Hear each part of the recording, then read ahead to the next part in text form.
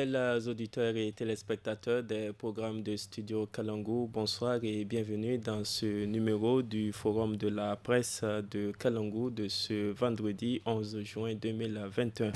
Votre rendez-vous hebdomadaire qui vous propose des analyses sur des faits saillants ayant marqué l'actualité de la semaine qui s'achève avec des confrères de la presse. Au menu du numéro de ce soir, nous discuterons d'abord sur cette rencontre entre les représentants des organisations de la société civile nigérienne et le président de la République, chef de l'État, Mohamed Bazoum. C'était le lundi 7 juin dernier. Ensuite, nous parlerons de la réception du prix Mo Ibrahim par l'ancien président de la République du Niger, Issoufou Mohamedou, le 3 juin lors d'une cérémonie virtuelle. Enfin, nous terminerons avec la suspension annoncée de la coopération militaire entre la France et le Mali. Nous parlerons aussi de l'investiture du nouveau président de la transition malienne, Assimi Goïta. Pour analyser tous ces sujets, nous avons le plaisir de recevoir ce soir Elhaji Mohamedou Suleiman. Il est journaliste au journal en ligne Niger Inter. Arimi Abba Kiari, journaliste à la radio alternative. Et Sidikou Ousmane, journaliste indépendant. Bonsoir à vous, chers confrères. Bonsoir. Et bienvenue à la modération de ce forum de la presse. Je suis Michel Deji.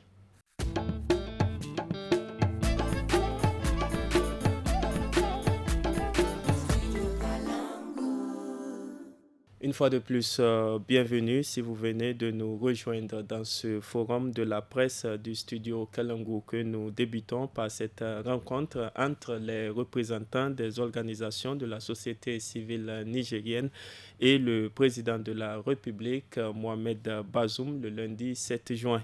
La rencontre s'est déroulée en présence du Premier ministre, chef du gouvernement, Oumoudou Mohamedou, et du ministre en charge de l'Intérieur, Al-Kash Al-Hada. Arimia Bakiari, pourquoi une telle rencontre dite de prise de contact avec le président de la République, Mohamed Bazoum? Pourquoi? C'est peut-être vouloir lire un peu dans les initiatives du président de la République. Mais toujours est-il que ce n'est pas le premier groupe qu'il rencontre et il va continuer apparemment à en rencontrer d'autres. Donc c'est son approche pour entrer en contact avec les forces vives de la nation, comme on dit justement. Et donc je pense que c'est très important. C'est le point de départ, à mon avis, d'un dialogue. D'un changement, n'est-ce pas, peut-être d'une décrispation, certainement, parce que il y a, en fait, c'est son régime, mais vraiment, en 10 ans, nous n'avons pas encore assisté à ce genre d'initiative que nous saluons, même si, en ce qui concerne les organisations de la société civile, de ce qui nous est parvenu, nous aurions appris que la parole n'a pas été distribuée comme il se doit, donc équitablement avec entre ceux qui voulaient la prendre, n'est-ce pas? Il y avait un nombre important de personnes. Il y avait un nombre important de personnes et il y en a qui se sont plaints. D'ailleurs, je me rappelle s'il y en a des radios qui ont passé des sons pour dire, où ces acteurs-là disaient que sciemment, celui qui distribuait la parole les sautait, n'est-ce pas, parce que certainement il s'attend à, il sait un peu ce qu'ils veulent dire. Et donc pourtant, tout le monde a été invité. On a vu des grandes figures. On a l'impression de dire que c'est vraiment... Tout le monde a été invité parce que c'est aussi quand même une opération médiatique, n'est-ce pas, de communication. Si d'autres n'étaient pas invités, ça allait déjà faire foirer la chose. En tout cas, moi, j'ai dit que ça a un goût de ses biens, mais ce n'est pas encore arrivé. J'espère que ça sera corrigé. Quand il faut dialoguer, je crois qu'il faut dialoguer jusqu'au bout. On est en démocratie, la liberté d'expression, ça n'a jamais tué personne. Donc, quand vous invitez quelqu'un, vous lui permettez de dire ce qu'il veut. Je crois que c'est vous qui gagnez. Il n'y a rien à craindre. On se connaît tous dans ce pays-là. Déjà qu'on empêche à quelqu'un de parler, ça veut dire qu'on sait un peu ce qu'il va dire. Mais alors, le public aussi, ceux qui suivent à la télé, à la radio, ne sont pas aussi dupes que ça. Ils connaissent aussi tout un chacun. Le public nigérien particulièrement est connaisseur. On se connaît entre acteurs de la société civile, acteurs politiques, acteurs des médias. On se connaît. Et donc, vraiment, dialoguons jusqu'au bout. La mise en œuvre de ceux qui sortent des dialogues, c'est une autre chose, mais c'est un grand pas de franchi si on peut permettre à chacun de s'exprimer comme il entend. Je sais aussi qu'il y a une partie... de votre point de vue, l'un des points faibles de cette rencontre. Oui, tout à fait, à mon avis. Il y a des acteurs qui n'ont pas pu parler. Et qui avaient des choses peut-être importantes à dire. Certainement sur le cœur. Et c'était une rencontre la plus attendue, certainement, pour dire ces choses-là qu'ils n'ont pas pu dire. Et l'autre chose, je sais aussi qu'il y a une partie de la société civile qui a préféré donner une plateforme, est-ce que c'est comme ça que je dois, un mémorandum, n'est-ce pas, qui dormait depuis longtemps, n'est-ce pas, qui a été à l'origine de beaucoup de problèmes et tout, mais qui ont profité pour lui transmettre ça. C'est pourquoi j'ai dit aussi que c'est une rencontre, quoi qu'on dise, qui est importante, n'est-ce pas, mais qu'il faut vraiment, quand on pose les jalons d'un dialogue, il faut aller jusqu'au bout. On a besoin du point de vue de tous les Nigériens, n'est-ce pas? Et je crois qu'il l'a bien perçu, le président de la République, mais qu'il l'assume aussi jusqu'au bout. C'est lui qui a gagné, à mon avis. Merci à vous. Elhaji Mohamedou Suleiman, vous avez rédigé un article sur cette rencontre. Pouvez-vous nous rappeler sur quoi ont porté justement les échanges entre société civile et président de la République, Mohamed Bazoum? Donc, merci bien, sauf que je dois préciser par rapport à ce qu'a dit Arimi, ce n'est pas conforme à ce qui s'est passé. Véritablement, il y a eu une première liste qui a été ouverte de 13 intervenants. Je ne suis pas sûr que le directeur de cabinet en second qui était donc désigné pour prendre les listes qu'il a fait vraiment de façon... Quand vous voyez vraiment, même ceux qui ont intervenu, ça représente vraiment la diversité de la société civile. Et les débats, les interventions étaient libres, il n'y a pas de censure. Ce qui s'est passé, le temps a beaucoup joué. Donc le temps que le président de la République réponde à la première... aux questions des personnes inscrites sur la première liste. Il doit d'abord répondre justement aux questions qui ont été posées. Il est déjà 20h et j'ai vu entre-temps son directeur de cabinet venir. Le président de la République, il a quand même un agenda qu'on doit comprendre qu'effectivement, le temps qu'il doit accorder, c'était un rendez-vous de 17h à 20h. Donc franchement, moi, ce que je peux dire... Il n'y a pas vraiment l'intention de censurer les gens. Et la preuve, si vous avez suivi vraiment, vous interrogez en tout cas les gens qui peuvent vous dire ce qui s'est passé, vraiment, c'était une sorte de conférence nationale où vraiment les gens se sont défoulés. Vraiment, je peux vous dire que ce qu'on a vécu, et on a vu justement le président de la République qui instruit ici maintenant, l'exemple que je peux donner, c'est quand Samira Sabou, par exemple, elle a amené le débat qui fâche. La question justement, le président dit au ministre de l'Intérieur, je vous instruis, monsieur le ministre de l'Intérieur, pour signer, en fait, il faut signer tous les arrêtés. Il dit qu'il était ministre de l'Intérieur, il n'a jamais eu connaissance de ce problème. Et je vous assure que tellement c'était vraiment ouvert, Samira Sabou, sur le champ, elle a donné ses références au ministre de l'Intérieur. En fait, c'est dire que franchement, c'est un élément, effectivement, il y a quelques frustrés, c'est vrai. C'est-à-dire que l'idée, c'est qu'on allait aller jusqu'à 22h ou 21h, mais vraiment, je pense que ce n'était pas sciemment. Et le président de la République était dans donc, l'obligation de dire que non, il faut qu'il réponde. Et que bon, par rapport à ce donc qui pour a vous, été c'était discuté, plutôt un manque de temps. En tout cas, je pense, honnêtement, je pense que c'est cela. Moi, de mon point de vue, c'est une première, mais je pense, comme l'a dit Arimi, le président de la République et dans le cadre, je crois, de ces 5 jours, elle est en train de prendre vraiment la température du pays pour, avant de commencer véritablement de commander, à défaut de faire un état de lieu de la situation du pays, il essaie de rencontrer donc les uns et les autres pour en fait, parce que les gens justement amènent des doléances, comme l'a dit Arrivé par exemple, j'ai vu des gens qui ont été prévoyants, donc ils n'ont pas eu la parole, ils ont amené effectivement leur papier écrit pour dire voilà nos préoccupations. Donc je pense que ça va lui permettre véritablement, d'ici la fin de Vous ce pensez donc que jours, le président aura il le va temps de lire véritablement le temps vraiment. les documents Il a qui ont échangé, été... il a échangé avec les gens, il a parlé, il a pris des engagements. Par exemple, quand le président de la République dit à la société civile, aidez-moi à lutter contre la corruption et la concussion, vous comprenez que dans le contexte nigérien, les gens n'attendent que ça. Donc finalement, en réalité, comme on dit, il s'est donc mis la corde au cou. Effectivement, ils sont là. Il a dit, faites votre travail d'alerte, de dénonciation. Mais justement, c'est ce qu'ils font. Cela veut dire que davantage... Justement, à la corruption, à la concussion, il y en a qui étaient venus avec beaucoup de choses, on imagine, puisque ça a été à la base oui, déjà justement, de les gens ont parlé, par exemple, manifestations. du dossier, l'affaire du ministère de la Défense.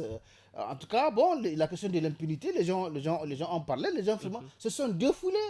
De sorte que, véritablement, maintenant, on attend les actions du président, effectivement, comme l'a insisté Samira Saou, on attend vraiment de voir que vous puissiez joindre l'acte à la parole. Alors, merci. On se rappelle que le chef de l'État, Mohamed Bazoum, dans son discours d'investiture, avait annoncé, je cite, « S'agissant de la liberté, je n'ai pas l'impression d'être particulièrement audacieux si je disais que je veillerai à ce qu'elle prévale pleinement dans la limite des contraintes légales prévues à cet effet. En tout cas, je m'engage résolument à mettre fin à certains malentendus qui ont pu avoir cours entre nous et certains acteurs de la société civile ces dernières années. » Fin de citation.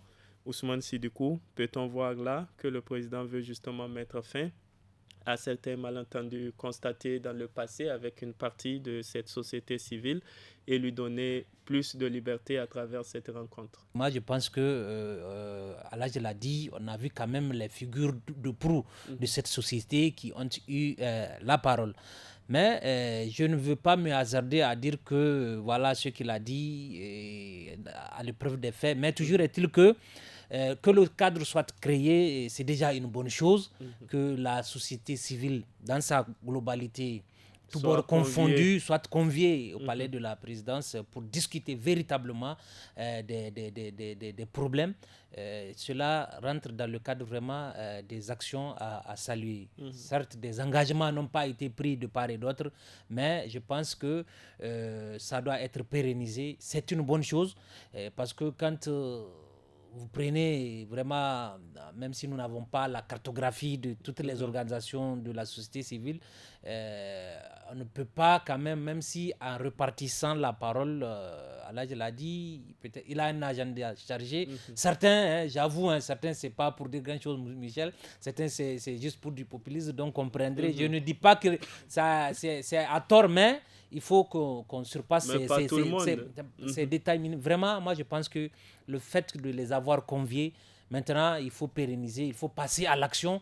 Vraiment, il a dit de jouer leur partition en tant qu'alerte, à eux de jouer. Et lui aussi, quand on va alerter, il faudrait que les mesures soient prises sans complaisance aucune. Moi, je salue l'initiative. Ça veut dire que vous voyez à ce niveau un engagement sincère du président de la République. En tout cas, le fait de les avoir conviés pour que qu'on lui dise de vive voix les provocations, elles sont multiples de ces organisations. Donc, gageons qu'il ait pris bonne note et que cela soit traduit dans les faits. Samira l'a dit, maintenant que l'acte soit joint à la parole, comme disent aussi les British Wait and See. Mais préalablement, moi, je salue vraiment cette initiative. Donc, passons maintenant à autre chose, c'est-à-dire concrétisons, même si je rappelle que des engagements n'ont pas été pris de part et d'autre, mais il faut vraiment passer à autre chose. À cette rencontre, le président de la République a appelé la société civile nigérienne à apporter sa pierre à l'édifice en jouant pleinement son rôle de sentinelle pour une bonne gouvernance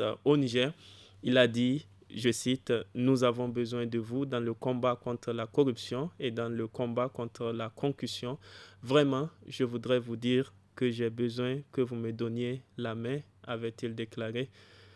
Arimi Abokiari, quel doit être le nouvel élan que doit prendre la société civile nigérienne pour réussir à jouer pleinement ce rôle auquel le président de la République a appelé? Mais écoutez, la société civile et de tous les secteurs de la vie de la nation. Il y en a qui sont spécialisés dans la lutte contre la corruption. Il y en a qui sont spécialisés dans la défense des droits de l'homme. Il y en a qui sont dans l'agriculture, dans l'élevage, de la sécurité, les conflits, ainsi de suite. Il y en a vraiment beaucoup.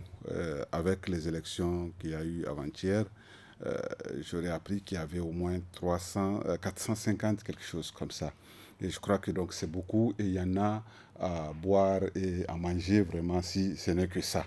Et je pense que la société civile nigérienne, bon, il faut du tout, vous savez, pour faire un monde, mais quand même est l'une des plus actives vraiment de la sous-région, sinon en Afrique, je dirais. Donc on est assez éveillé. Malheureusement, à une certaine époque, ce travail-là a conduit certains à être en prison, à être taxés d'être contre le régime et tout. Je crois que l'essentiel du travail dans ces rapports-là, l'essentiel du travail doit être fait d'abord vraiment par le président de la République lui-même, n'est-ce pas, qui a déjà fait un pas et qui doit rassurer les gens, n'est-ce pas, par les actes qu'il va poser, par son appréciation du travail que les gens vont faire, parce qu'il y a beaucoup de choses à faire dans ce pays, hein, mais on a vu à une certaine époque, juste pour avoir dit ne pas être d'accord avec un budget, c'est que ça a valu à une frange de la société civile. Ce n'est pas le budget, c'est annuel.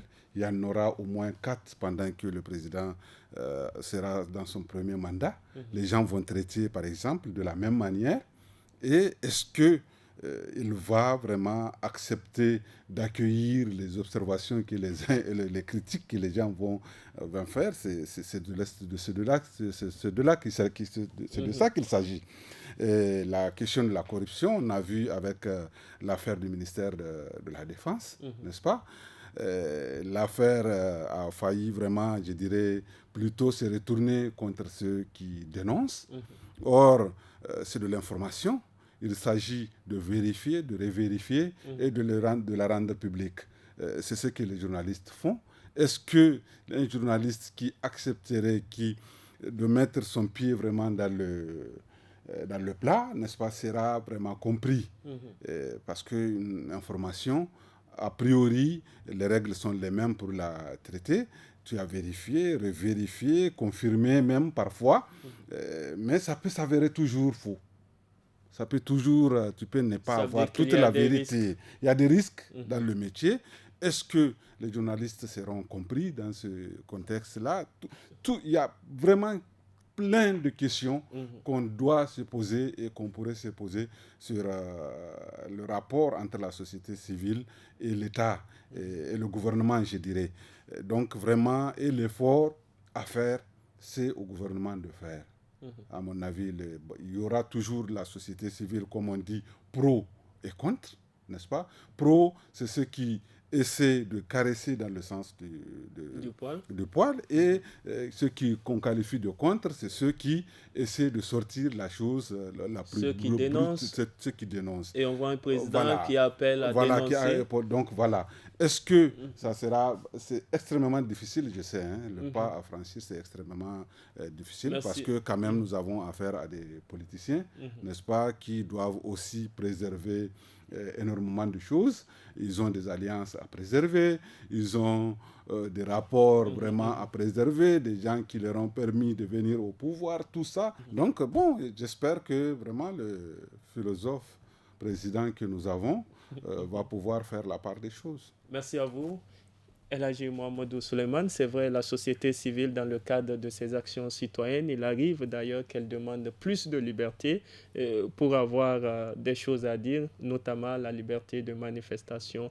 Par rapport à tout ça, que peut faire le gouvernement pour faciliter la tâche à la société civile nigérienne, vous pensez?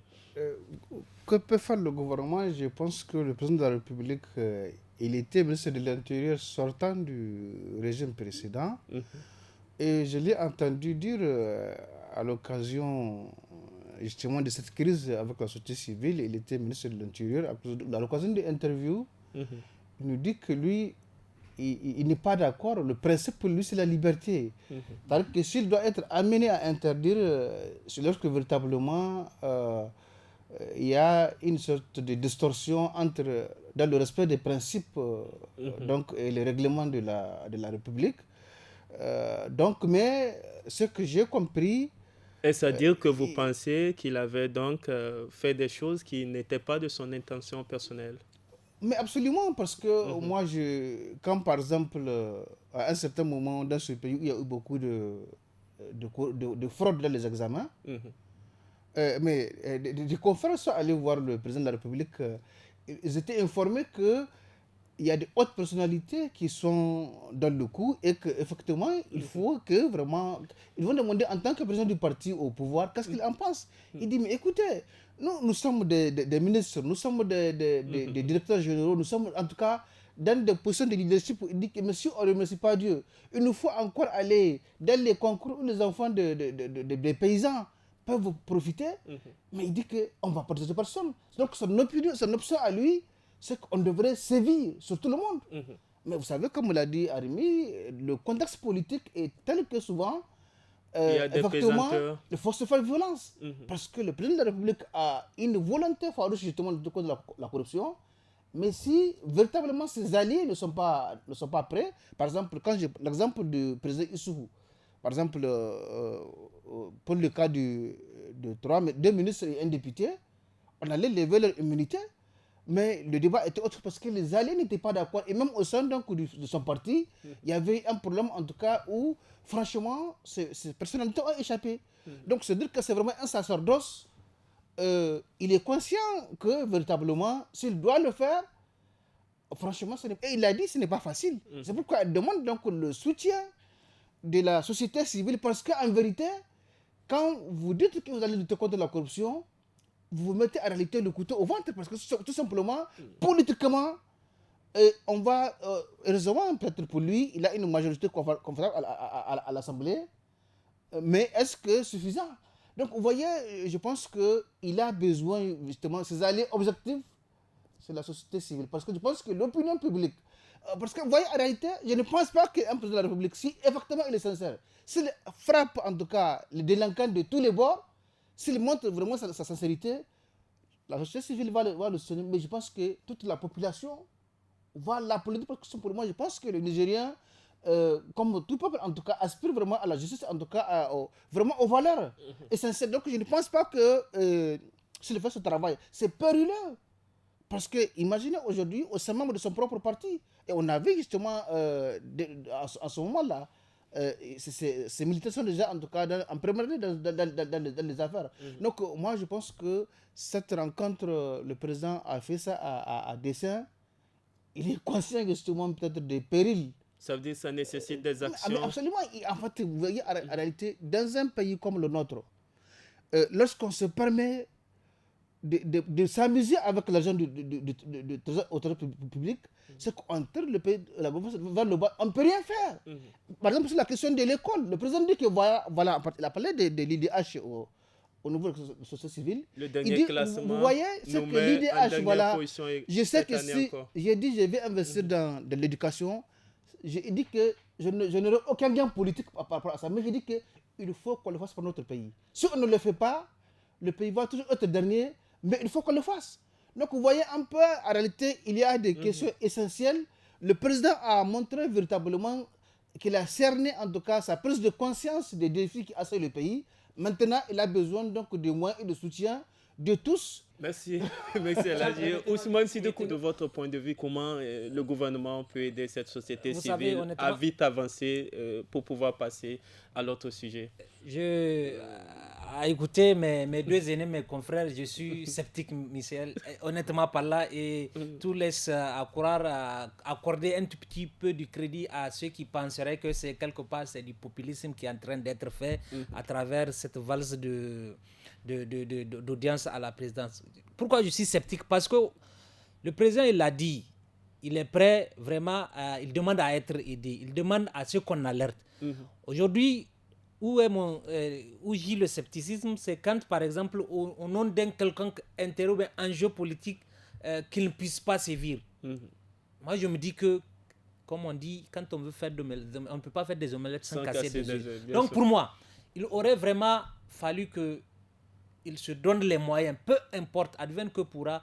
Par exemple, je vous donne, quel qu'en soit ce que ça pourrait le causer comme préjudice, surtout politiquement parlant, moi, je pense que Elhadji l'a dit, il s'est mis la corde au cou. Maintenant, cette société civile, elle n'a cessé vraiment de jouer sa partition. Moi, je pense qu'elle va continuer à le faire. Mais maintenant, est-ce que de l'autre côté, par exemple, du côté des tenants du pouvoir, est-ce qu'ils seront prêts vraiment à ce que les conditions soient créées pour que ceux qui arriverait à commettre d'impair ne puisse pas être puni. Moi, je me dis que vraiment la société civile n'a fait que jouer sa partition pendant toutes ces années et je suis sûr qu'elle va continuer à la jouer. Merci à vous. Nous allons passer à autre chose, c'est-à-dire au deuxième sujet de ce forum de la presse. Il s'agit de la réception le 3 juin dernier par l'ancien président de la République du Niger, Issoufou Mahamadou, du prix Mo Ibrahim. Un prix qui récompense une gouvernance exceptionnelle en Afrique. La cérémonie s'est déroulée en format virtuel pour des raisons de restrictions liées à la pandémie de Covid-19. Rappelons que dans le sillage de ce prix, il y a eu le lancement samedi 27 mars 2021 à Niamey de la fondation Issoufou Mahamadou FIM, une fondation à travers laquelle son premier responsable, Issoufou Mahamadou, a prévu d'œuvrer en faveur de la paix, de l'éducation, de la santé, de l'environnement, de l'eau, mais aussi du panafricanisme après son départ de la présidence de la République. Rappelons que le prix Mo Ibrahim est une récompense de 5 millions de dollars US qui permet aux dirigeants africains de poursuivre une action citoyenne sur le continent une fois leur mandat achevé. Selon le journal Jeune Afrique, ces 5 millions de dollars, soit un peu plus de 2,5 milliards de francs CFA, sont versés sur 10 ans, accompagnés d'une allocation à vie annuelle de 2000 $, soit environ 110 millions de francs CFA par an. Ousmane Sidikou, quelle analyse par rapport à la réception de ce prix et au nouvel engagement de l'ancien président de la République, Issoufou Mahamadou, à travers sa nouvelle fondation, la fondation Issoufou Mahamadou FIM? L'analyse, Michel, quand vous avez dit, entre autres critères, une gouvernance exceptionnelle, moi je pense que c'est tout sauf ce à quoi nous aurions eu à assister sous le magistère de ce même Issoufou, ancien président de la République. Et pourtant, pendant 3 ans, on dit que le prix n'a pas été décerné. Il a fallu attendre Issoufou pour qu'on ait entre autres critères, on dit des présidents en fin de mandat. Quand le prix lui a été... Était-il en fin de mandat? Du coup, vraiment, je serais d'accord à beaucoup d'observateurs qui ont vu en cela vraiment une sorte de décrédibilisation du fait de décerner ce prix, Michel. Franchement, par là, moi, quand j'ai entendu et quand vous regardez les critères d'attribution, il y a un déphasage, il y a une contradiction. Donc, vraiment, je ne peux pas trop m'étaler là-dessus. Autrement dit, vous ne croyez pas à ce mérite? Non, je n'y crois honnêtement pas. Je n'y crois pas. Je vous donne 2 exemples. Vous parlez de gouvernance exceptionnelle. Président en fin de mandat. Honnêtement, ces 2 critères-là. En dehors de ces critères, il y a aussi l'aspect respect, limitation de mandat, c'est-à-dire qu'il n'a pas pensé à un 3e mandat. Vous savez, il faut que les gens reviennent sur terre. Le fait, est-ce que, honnêtement parlant, serait-on amené à féliciter un professeur qui a fait ses heures normales de cours? Où est le satisfait? Il s'est acquitté de ses heures normales de cours. Est-ce qu'il y a lieu de tambouriner ou bien de crier ça sur tous les toits?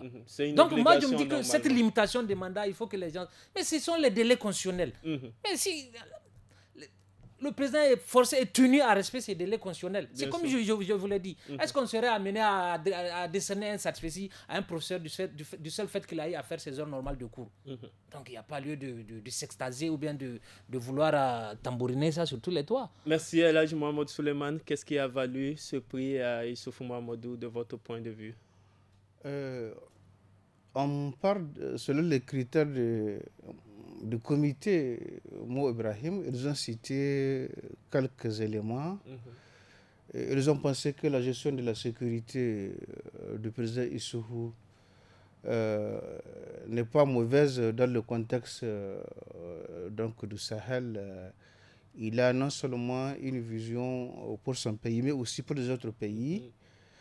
Donc ce leadership qu'il a assuré donc, sur la question de la sécurité dès son arrivée au pouvoir, on sait justement, il avait, du fait de sa vision, ce qui est venu de la Libye, il a pris des mesures, on a vu ce qui s'est passé. Selon vous, donc, la sécurité a été bien assurée? La sécurité, en dehors de la sécurité, il y a je pense, sur ce terrain, la situation que nous vivons, elle est très difficile.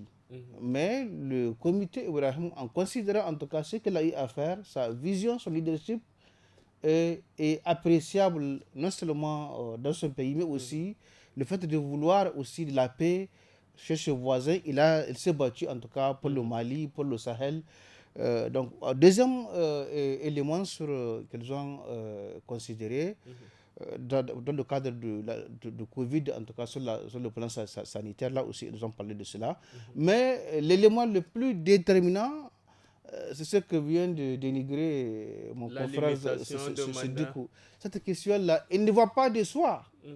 Mais pourquoi justement, parce que Alpha Condé l'a fait, pourquoi Ouattara, en fait c'est évident, tous nos pays ont les mêmes taxes presque. Mais certains arrivent en Afrique à déroger. Donc lui, avant de prendre, il dit je ne le ferai pas. Et de façon constante, il ne va pas le faire parce que... Mais est-ce que c'est pas parce que lui-même, il sait que le contexte nigérien est un peu différent et particulier, parce que ça n'a jamais... Il peut oser soit échouer ou bien réussir comme les autres ont osé réussir. Il peut le réussir, pourquoi pas? Donc, je pense que de ce point de vue, quand on lit, on prend vraiment la réalité des choses... aujourd'hui, il est plus vigoureux qu'Alpha Condé, que Ouattara. Je veux dire qu'en forme pour continuer à diriger, mais tout simplement, il a considéré que c'est à son honneur de partir. Et vous savez qu'effectivement, rien que ça, en quittant le pouvoir, parce que comme dirait Martin Luther King, quand vous arrivez au sommet de la montagne, tu vois quoi, c'est un peu comme cela, ce qu'il va gagner en termes de reconnaissance, parce que je pense que dans les années à venir vont voir effectivement que ce geste-là de Issou, effectivement, fait de lui aujourd'hui un grand leader et il va jouer dans le monde entier. On va le pour justement venir faire la médiation. Il va attendre. Donc, moi, je me dis qu'aujourd'hui, nous parlons d'un président. On n'a jamais vu ça au Niger. Il est là, en fait, à côté de Issou. Nous parlons de Bazoum. C'est-à-dire qu'il faut effectivement aussi lire l'histoire avec un peu de réalisme. C'est-à-dire qu'il n'y a rien de surréaliste, mais les faits aussi, c'est ce que les hommes peuvent... Quand quelqu'un on vous a bien compris.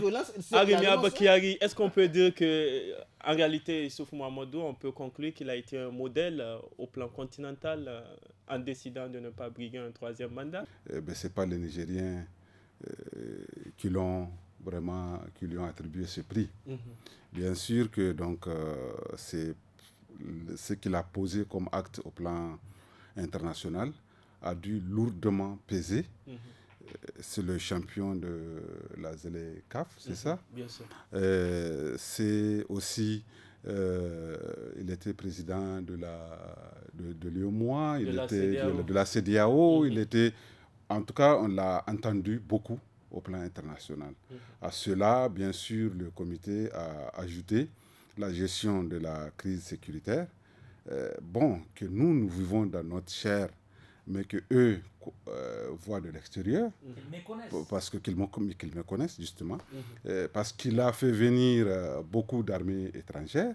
Ils pensent que la crise est gérée vraiment autant que faire se peut. Or, au moment de son départ, si je ne m'abuse, il y avait au moins 265 000 déplacés sur le territoire nigérien que les organisations internationales gèrent autant qu'ils peuvent eux aussi. Aussi, ils ont mis dans la balance qu'il est parti après 2 mandats, il n'a pas augmenté. Certes, mais je reste sur le fait que le Niger reste un pays exceptionnel. Lui-même a remplacé quelqu'un qui a été plus populaire que lui, mais qui a quitté par la petite porte. On espère que l'essentiel de cet argent, on en a beaucoup besoin, que ça sera investi au Niger. N'est-ce pas, que la fondation verra le jour au Niger, avec son siège, avec ses employés et avec une redistribution vraiment au sein de la communauté vraiment où il y a beaucoup de nécessités, n'est-ce pas, et qu'il va mettre cet argent-là vraiment au moment, là où ça doit être, là où c'est destiné, et ça sera réparti sur 10 ans. Lui-même a trouvé une très belle prise en charge, bien qu'il soit ancien président, qu'il a sa prise en charge du Niger, mais aussi quand même 110 millions par an pendant toute sa vie. Bon, c'est une très bonne chose, c'est d'un Nigérien qu'il s'agit. Vraiment, je crois qu'il faut prendre les choses à leur juste mesure. C'est bien qu'un Nigérien ait... vraiment, il faut s'en féliciter. Merci beaucoup. Abordons enfin la dernière partie de ce forum de la presse de Studio Kalangu. Il s'agit de la suspension par la France de sa coopération militaire avec le Mali. En ce qui concerne la suspension de la coopération militaire bilatérale avec Bamako intervenue le 5 juin dernier, elle est temporaire et réversible, avait annoncé Paris, qui estime que l'armée française ne pouvait plus rester aux côtés d'un pays où il n'y a plus de légitimité démocratique. Trouvez-vous cet argument des autorités françaises convaincant, si du coup? Vous savez, Michel, pour caricaturer cette décision de la France, je t'héberge chez moi, tu penses que tu n'as rien à voir avec moi, est-ce que tu es obligé de rester chez moi? Donc franchement, il fallait s'y attendre. Moi, je pense que maintenant, avec... cette décision. Est-ce qu'il n'y a pas eu un élément déclencheur? Tout à fait. Beaucoup pensent que c'est ce qui s'est passé en Centrafrique, ça a fait tache d'huile au Mali. Mais moi, je pense que, honnêtement parlant, maintenant, il revient aux autorités de la transition à prendre toute la mesure d'une telle décision française et conséquemment se donner ses moyens pour faire face aux défis qui sont nombreux, multiples et multiformes, surtout les défis sécuritaires. Moi, je pense qu'ils doivent être sur une bonne lancée. Le président Goïta semble avoir vraiment le soutien du peuple malien. Maintenant, que ce peuple-là daigne vraiment l'accompagner dans l'exercice de ses fonctions. Et il ne faudrait pas que les gens voient en cette transition la solution pratiquement de tous les problèmes, de tous les maux qui minent ce pays, frères et amis. Donc, c'est des jalons qui sont posés. Moi, je pense qu'il faut soutenir, il faut encourager ces nouvelles autorités. Moi, honnêtement, ce que j'ai apprécié, c'est vraiment la réduction du train de vie de l'État. C'est bien, mais ils doivent vraiment persévérer, ils doivent prospecter. Donc, on pense qu'avec les Russes, ça peut pallier à l'appui ou bien comme à la coopération comme partenaire militaire. Je ne me hasarderai pas à dire oui, mais moi je pense que la tâche revient beaucoup plus aux autorités à travers les FAMA de prendre vraiment toute la mesure ou bien toute l'importance ou bien des enjeux qui sont liés à une telle décision de la France. On ne peut que prier pour eux pour que vraiment ils ne puissent pas regretter. Rappelons que ce sont quelques 5000 soldats français que la France avait déployés pour combattre les groupes djihadistes affiliés à Al-Qaïda et à l'organisation État islamique dans le cadre de l'opération Balkan. Les autorités maliennes n'ont jamais contesté les succès militaires enregistrés depuis 8 ans dans le cadre de cette coopération qui inclut la formation des éléments des forces armées maliennes, FAMA, même si des exaspérations ne manquent pas du côté de la population et de la société civile malienne. El Hadji Mohamedou Souleymane, que faut-il craindre après cette décision? Ce qu'il faut craindre, vous l'avez dit, la France a plus de 5000 hommes sur le territoire malien. la France, sans la France, je pense que personne ne va me contredire. Sans la France, avec l'opération Serval, le Mali allait être pris par les djihadistes. Ça, il n'y a aucun doute là-dessus. Alors, la France reste maître du jeu en France, au Mali. Donc, ce n'est pas aussi simple que cela. En termes de conséquences, la France a le sentiment qu'elle a fait un travail, qu'elle a abattu un travail. Vous voyez, en fait, dire qu'on vous remercie comme ça, ce n'est pas facile. Aujourd'hui, le territoire malien, le Mali ne contrôle pas vraiment l'intégralité de son territoire. Donc, je pense que moi, ce qui me semble plus rationnel pour le Mali, il faut une action diplomatique qui puisse mettre en avant l'intérêt général du pays, discuter avec tout le monde. Les Français, ce qu'ils ont fait de mauvais, c'est qu'en libérant le Mali, ils n'ont pas désarmé tout le monde. Ils ont fait en sorte que l'armée malienne en tout cas, ne contrôle pas tout le territoire Mali. Ça, c'est une injustice. Ce n'est pas normal. Donc, il va falloir le fameux accord d'Alger dont on parle. Justement, les Maliens, ce qu'ils reprochent, rediscuter les problèmes, en tout cas, que véritablement les Français puissent aussi lâcher du lest, accepter la souveraineté du peuple malien.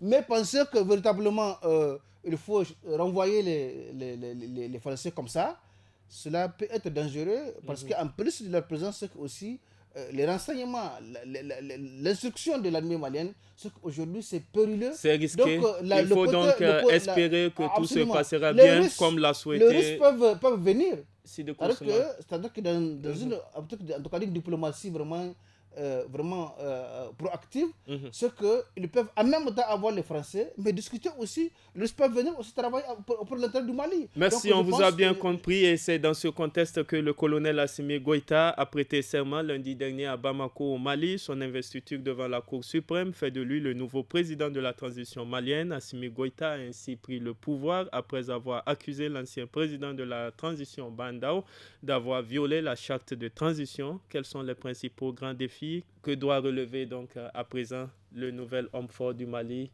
Arimi? Écoutez, c'est deux tout au plus trois choses essentielles.